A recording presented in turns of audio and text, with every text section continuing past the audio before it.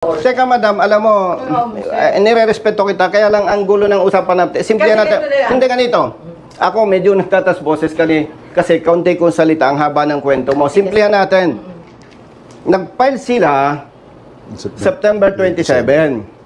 And ako muna, hindi tayo magkakaintindihan. Hindi, kinaklarify natin kasi para malinaw sa taong bayan. Kasi sir, ang saglit, hindi tayo magkakaintindihan. Ay may CHPG na. Malamang na ina-advise po ng records officer. Excuse me. Sir, kasi hindi mo maiintindihan eh. Ini-advise po ng records officer yan na kung may CHPG ka na, sasabihin sa'yo, Sir, dumiretso ka na sa Muntinlupa dahil ang mother file mo ay Muntinlupa. Excuse me, ikat kita. Madam, ikat kita. Wala nga kailangan confirmation sa Muntinlupa. Hindi mo naintindihan. Hindi, sir. Hindi siya kailangan pumunta doon. Kayo lang ang magtatrabaho through email. Isang driver ang dumulog sa pamunuan ng ating bida na si Congressman Busita dahil umano mga idol sa issue ng transfer of ownership. Mantakin nyo mga idol, ilang beses siyang pinabalik-balik dito sa opisina ng LTO. Nasa LTO naman talaga ang mismong problema. Nasa kanila yung cause of delay. Kaya hindi ma-process ang papel mga idol. At isang LTO, hepe ng LTO mga idol, ang matapang na pumalag sa ating bida na talaga namang niratrat siya nito at hindi siya pinapayagang magsalita. Pero syempre, hindi magpapatalo ang ating bida mga idol. Kaya tara, sabay-sabay nating panoorin ang aksyon na ginawa ni Congressman Busita ukol dito. Pero bago yun, huwag nyo kalimutan mag-subscribe. Alright.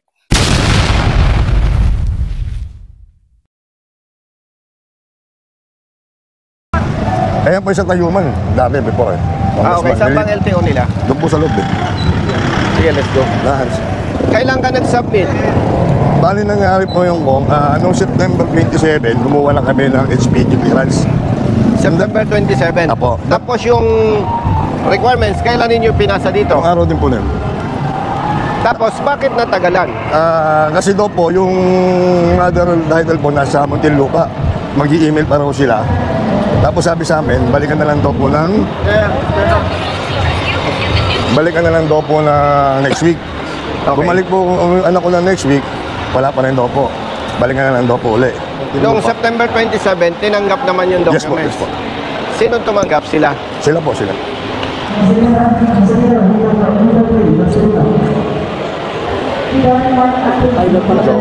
Alis yung timer. Actually, nakarehistro na po sa pangalan niya. Pero naka-hold ang Yung original po. CR. Pero ito na po yung saras po ng CR. CR po yan, yung CR. Kailan daw ibibigay sa'yo? Kapag natataka na daw po yung HPG clearance daw po, Ibig sabihin, pinagsasubmit ka ng bagong clearance. kailangan daw po meron daw. Okay.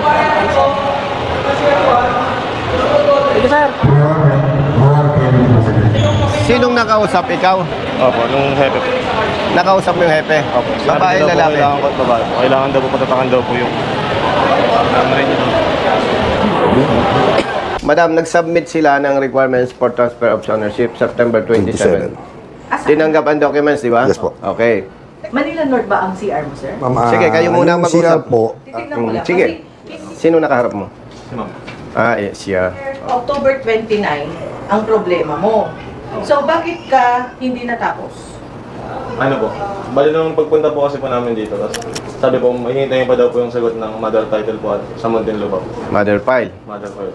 Tapos dumating ang sagot ng Muntinlupa October 16. Ayan, no? Madam, pwede po akong makisigit lang po sandali. Yung unang punta po namin, kasama ko po yung anak ko rito. Yun nga po, nagpunta kami ng HPG para kumuha po ng HPG clearance sa change of ownership tsaka yung change color po. Opo. Pagkatapos po ron, dumirekta na po kami rito dahil alam po namin kailangan na po. In-accept naman po nila, pagdating doon sa dulo, pinaserox lahat ng documents para may hawak daw po kaming gamit para in case na gamitin mo may para kaming rapor. Tama. Ano po, kaso sabi po sa amin, balikan na lang daw po next week. Tanungin kita, brother. Anong date ninyo isinabit ang documents? 27 po, ng September. Anong sabi sa inyo? October, September 27 po. sir, September 27 ka nagpa-confirm. Yes po. Anong nagpa-confirm ka, hindi ibig sabihin na September 27, kahit na ano, magagawa namin hanggat walang sagot. Nakita mo to, ito yung petsa na nasagot. Ang sinagot niya, October 16. Alam. Yung parte na yon, hindi namin kayang kaya, kumbaga, hindi namin kayang gawin hanggat walang confirming from yung official or yung mother file mo. Actually, that time, pwede ka nga, actually, in-advise ka ba na para magawa mo siya nung araw na yon, dumiretso ka na lang sa Muntinlupa. Ikaw ay nagpunta ng October 29. Noong October 29 na nagpunta ka, doon ginawa yung inspection sa'yo at noong bumalik ka na November 4. Pero November 4, nakolekta ka. Ito ang resibo sa'yo. Tapos, expired na ang kanyang HPG clearance. Tama. Dapat kasi ang CHPG mo noong September 27, dapat ito nagawa ito sa Muntinlupa. Ang CHPG clearance mo, dapat yon nung ginawa ka ng sinulat, hindi ka pa kumuha ng CHPG. Okay, madam, ako naman ha. Ako naman. Sumagot ka sa tanong mo, brother. Kailan ka nag-file? Kayo? September 27. September 27. Maraming beses na kayo bumalik. Pero ang huling balik ninyo, November 4. Siya na lang po yung anak ko. Okay. Anong sabi sa'yo ng LTO? Okay na naman daw po. Tapos pagdating ko po dito, pinalaman niya po na expired na po Expired na ang CHPG mo. Okay. Kasi yung CHPG, Ang nakaharap mo, si Chief. Oo. Okay. Chief, may tatanong ako sa'yo. Base sa records, nag-submit sila ng documents for transfer of ownership September At ang 27. sinabi, Kailan na-rehistro? Yung huling punta nyo? yung in-erase na po, November 4. November 4. So, teka muna sir.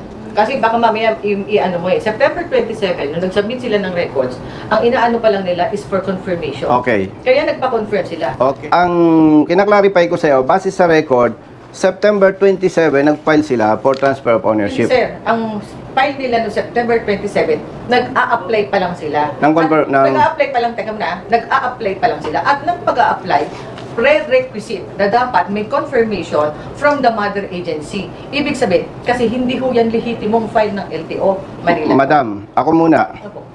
Wag nating habaan ng kwento. September 27, nag-file kayo ng documents for transfer of ownership. Sa change color po. Okay. Pero sinasabi ng LTO na mayroon pang confirmation. Ang sabi po sa amin, ang mother title po nasa Kaya nga. Muntinlupa po. Alam nila yan, So, kailangan ng alam nila confirmation. yun. Oo. May tanong ako sa'yo, madam. Nung marehistro ito, expired na ang clearance niya, HPG. Alin? Kaya nga, ang inakiusap Hindi, ang tanong ko daw sa'yo, yan, para- expired na, tama? Alin? Wala sa akin ang file ha. Wala sa akin Hindi, ang base sa file, ha? documents, tingnan mo. Kaya nga, base sa documents, in-accommodate nila, I do not know, in-accommodate nila para matulungan siya na makabiyahe para magamit niya yung sasakyan niya.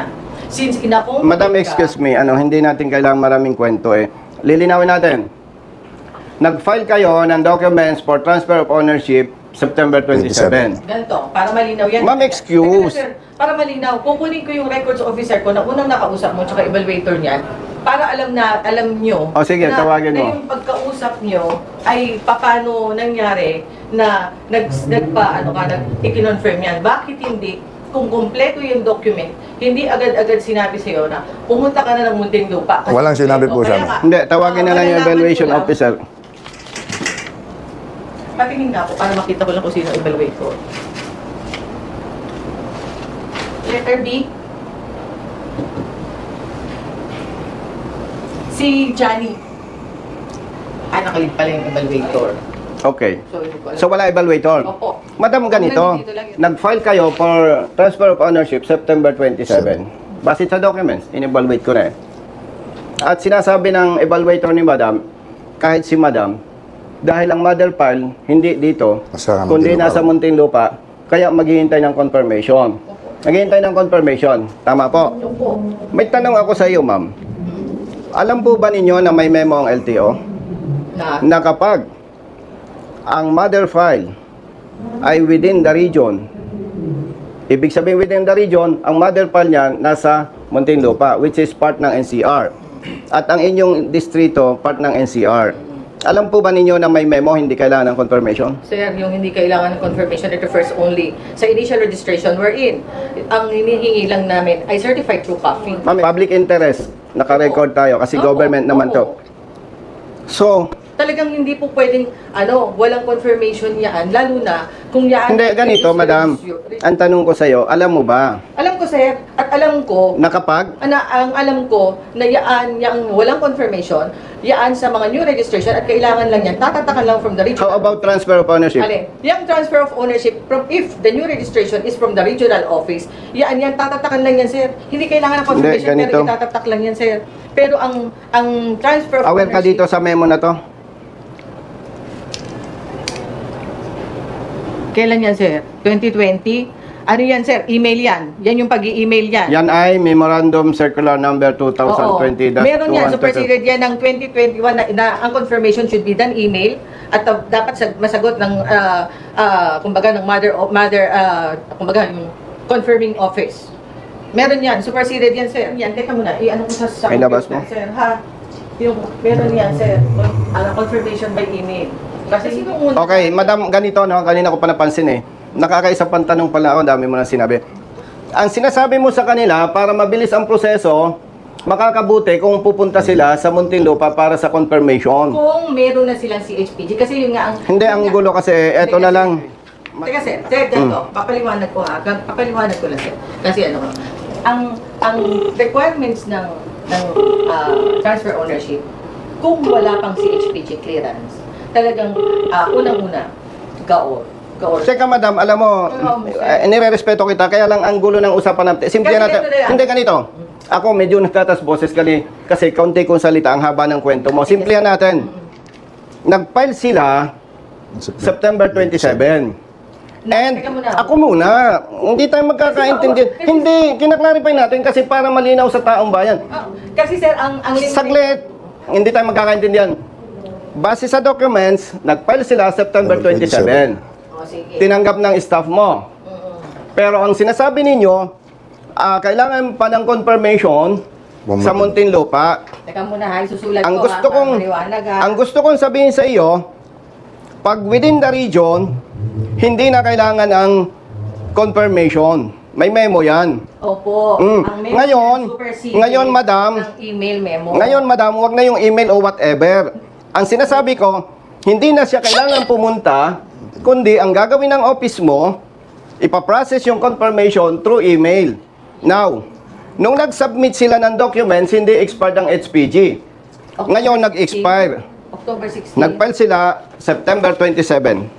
Yan, September, kaya nga po yun ang nililinaw ko eh. Nung September 27 sila nag-file. Oh. Kung ito ay may CHPG na, malamang na ina-advise po ng records officer. Excuse me. Sir, kasi hindi mo maiintindihan eh.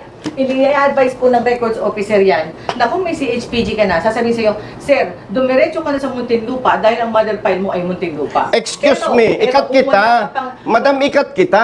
Wala nga kailangan confirmation sa Muntinlupa. Hindi mo naintindihan. Hindi, sir. Hindi siya kailangan pumunta doon. Kayo lang ang magtatrabaho through email. Sir, Hindi ako pupunta, madam, dito kung hindi ko ito alam. Ha, ako naman. September 27 nag-file sila base sa records. Tama lang tanggapin ang inyong opisina at tinanggap naman. opo. Yung sinasabi ninyo na confirmation sa Muntinlupa dahil nandun yung mother file, ang gagawin lang ng office ninyo through email. At ginawa naman po. Ginawa nyo? Yes po. Now, September 27, nung marehistro, expired ang HPG. Hindi nila kasalanan. Sa parte ng LTO yan. And ang ginawa ng office ninyo, nirehistro naman, pero yung original certificate of registration naka-hold with the condition na dapat ma-update yung kanilang HPG. Tatatakan po. Madam, CHPG. patatakan, expire, whatever. Kaya ako pumunta dito, mali. Mali kasi kung bakit nag-expire, wala sa parte nila ang kasalanan. Na dapat hindi ka na ipa-confirm sa Muntinlupa kung at the time na nagpunta ka rito, may CHPG ka na. Pero Madam, kung excuse me. Alam mo, ang gulo eh. Ang issue dito, hindi niya kailangan pumunta sa LTO sa confirmation. Trabaho ninyo yon. Yes, sir. Nung nag-submit siya ng documents, may HPG na. Yes. Nung ma-delay ang inyong action taken, expired ang HPG, nirehistro ninyo. Hinold ninyo ang original CR with the condition na patatakan sa HPG. Pag sinabing patatakan, sinasabi mo expired. Hindi nila problema yon. Sa inyo ang delay. Hindi dapat sila papahirapan pa. Pag yung sinabi mong bumalik sa HPG, makikita ng HPG, expired ang kanilang clearance. Gagastos na naman yan. Ang punto dito, madam, number 1, within the region, walang gagawin ang car owner. Trabaho ng LTO yan. Hindi nila kailangan pumunta doon. Ang kailangan, yes, pero kanina may sinabi ka, recorded tayo. Oo, sir. Oh. Kung halimbawa, nung panahon na yun na nagpunta siya. Walang usapang panahon o ano paman. Ang dapat ginagawa ninyo, nakita ninyo within the region, yung distrito, dahil Muntinlupa, anong lugar to? Pugoso po. Manila. Manila, hindi kailangan ng confirmation. Napupunta pa sila doon. Ang gagawin nyo through email. And, hindi nyo kailangan i-required sila ng confirmation. May memo. Now, nag-expired ang HPG. Hindi nyo pwedeng i-hold ang kanilang CR, Certificate of Registration, sapagkat yan ay wala sa parte nila kung bakit na-expire, madam. O sige, sir, ganito na lang. Dahil inilapit ka na, sir, boss, yun Hindi. ano ko na i-release na ang CR mo, sir. Madam, excuse, lilinawin ko ha. Hindi ko sinasabing dapat i-release ang CR dahil nandito ako. Kaya ako sila sinamahan, napakalinaw. Nag-submit sila ng documents kompleto, tinanggap ng office mo, at sinasabi na kailangan ng confirmation sa Muntinlupa. Samantalang very clear ang memo. Within the region, within the same region, hindi kailangan ng confirmation. Ulitin ko po. Ngayon, madam, patapusin mo ako. Kaya ako nandito, dahil nagsumbong sila, naka-hold ang CR, original. Which is, hindi naman dapat kasi kung na-expired ang HPG clearance, hindi nila kasalanan. Ganun lang. So, i-release nyo ang original CR, hindi dahil ako ay congressman. Kasi hindi naman to trabaho ng congressman. As per your request, kasi No, sabi mo nga. kailangan mong i-release kasi yun ang tama. Hindi dahil kaya i-release mo dahil ako ay pumapadrino. Kailangan mong i-release sapagkat yun ang tama. Dahil nag-expire. Mag-aano po tayo ng kung ano yung tama. Kasi kung ano yung tama, pag sinabi mo kung ano yung tama, magbabase po tayo sa dokumento. At yung Ano ang dokumento? Ay magsasabing po. O sige, Yun. Kaya nga let's po, make sige it po, clear. gagawin ko na lang Hindi, po let's sa make it sa clear. request. Ayaw ko nang napipilitan ka. Ano po? Hindi, ayaw ko nang napipilitan ka. Hindi, okay lang, sir. Hindi namin Para- kung ikaw ay napipilitan lang, hindi namin tatanggapin ang original CR dahil lalabas na ginagamit ko yung aking posisyon. Opo. Naka-loudspeaker tayo para madinig ni Dr. De La Cruz ng District Office dito sa Manila North. Manila North. Sino po yan? Opo. Ganito, Director. Itong nagsumbong sa akin, nag-file ng documents for transfer of ownership ng motorsiklo. That was September 27. Opo. Ang mother file nasa Muntinlupa. Opo. Ang sabi nitong LTO North Manila, maghihintay pa ang mga ito ng confirmation. Reply po, Okay po. reply. Samantalang may memo ang LTO, kapag ang distrito, ang mother file is within the region, the same region with the district office, hindi kailangan ang confirmation. Opo. Oo, ngayon, na-delay ang proseso. Na-expired ang HPG clearance. Ngayon, nirehistro nila, hinold ang original CR kasi transfer of ownership with the demand na patatakan sa HPG yung clearance. Siyempre, pag pinatatakan, meaning expired. So, magpa-process ulit sila ng HPG clearance. Sabi ko, mali yan. Kasi ang naging cause of delay is within the LTO. Tama ba? Opo. Tama po. Ngayon, kaya ako nandito, okay naman kay madam, ipare-release niya yung original CR. Ang hindi lang acceptable sa part ko, yung sabing dahil kay Congressman Busita, ipapa-release niya. Ang gusto ko, klaro. Number 1, ulitin ko, Director, pag within the region, hindi kailangan ang confirmation, office to office lang. I-accept lang yung documents, kung kompleto, i-process ang transfer of ownership so that yung HPG clearance hindi mag-expire. Tama po. Oo, kaya ako'y tumawag sa'yo, ayaw ko na parang ang dating, marirelease yung original CR. Doon tayo sa tama. Parang to. Oo. Ayaw ko, Director, na marirelease ang original CR na parang ang dating dahil congressman ako. Hindi ganon. Doon tayo sa tama. Kindly reiterate your memo to all district offices kasi nagkakaproblema katulad nito. Sige po. Oh, by the way, madam, ang kausap ko po ang Executive Director ng LTO, si Attorney Greg Pua. Director, nandito si Madam De La Cruz. Hello, sir. Opo. Sir, hindi. Dapat within the region ka eh. May memo na tayo. Yes, sir. Yes, Kong.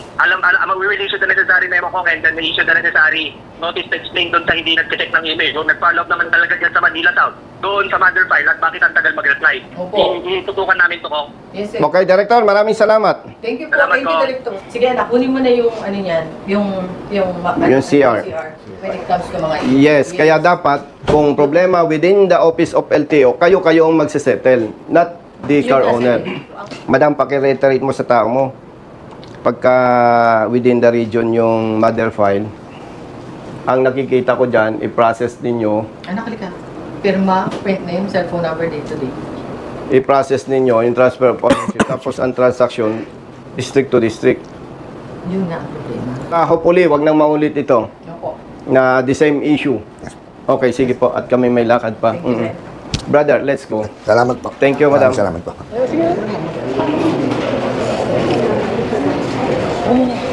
Sige po. Ladies first. Hindi, dalawa na kami sir magkatrabaho. Sige.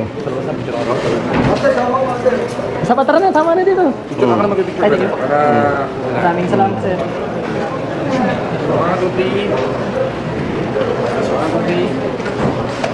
Thank you po, sir.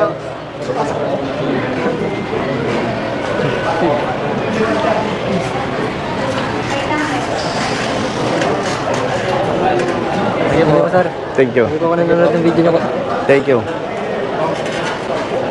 Ay, bro. Thumbs up.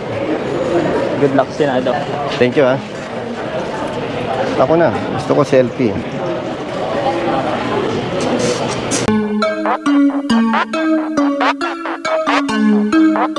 Thank you.